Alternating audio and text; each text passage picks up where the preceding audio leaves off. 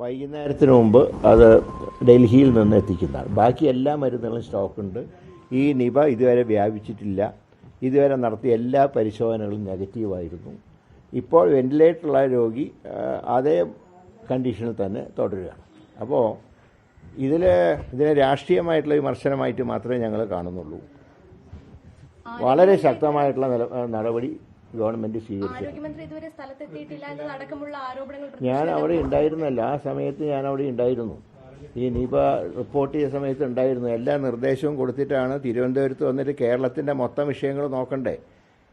ഈ രോഗം ഇന്ന ഭാഗത്ത് മാത്രമല്ല, കേരളത്തിൽ എല്ലായിടത്തും പടരാൻ സാധ്യതയുള്ളതുകൊണ്ടാണ് ഞാൻ തിരുവനന്തപുരത്ത് തന്നെ വന്ന് ഉന്നത ഉദ്യോഗസ്ഥന്മാരെ യോഗം വിളിച്ചത്.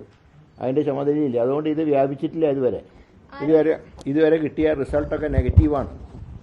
അപ്പോൾ മാത്രമല്ല, ഇന്നിപ്പോൾ ജനപ്രതിനിധികളുടെ യോഗം വിളിക്കാൻ റവന്യൂ മന്ത്രി ഇപ്പോൾ കോഴിക്കോടുണ്ട്. തിരുവനന്തപുരത്ത് നിന്ന് ഇതിൻ്റെ എല്ലാ കാര്യങ്ങളും നോക്കണ്ടേ, ഉദ്യോഗസ്ഥന്മാരെ വിളിക്കണം, നിർദ്ദേശം കൊടുക്കണം. അപ്പോൾ ഇതിലൊക്കെ എടുക്കുന്ന സമീപനം തികച്ചും ദൗർഭാഗ്യകരമാണ്.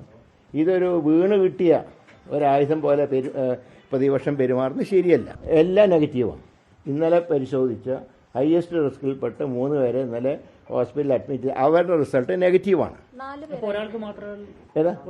ഇപ്പോൾ ഈ ഹോസ്പിറ്റലിൽ വെന്റിലേറ്ററുള്ള രോഗിക്ക് മാത്രമേ സ്ഥിരീകരിച്ചിട്ടുള്ളൂ. ഇനി കാര്യമായിട്ടൊന്നും വരാനില്ല. എങ്കിലും സംശയങ്ങളൊക്കെ ഞങ്ങൾ പരിശോധിക്കുന്നുണ്ട്. ഒരു കേസും വെറുതെ വിടുന്നില്ല.